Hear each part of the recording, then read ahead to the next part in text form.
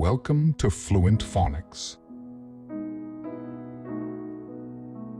Today we will learn how to pronounce the word dark-haired. Dark-haired.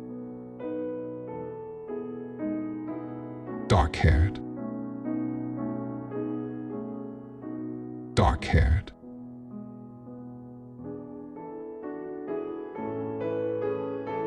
Here's an example of how one might use it in a sentence. She had dark-haired, piercing blue eyes that seemed to see right through you. Dark-haired describes someone or something with dark hair, specifically hair that is deeply pigmented, such as black or dark brown in color.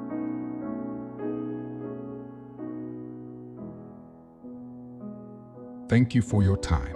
If you enjoyed this, please like and subscribe for further content.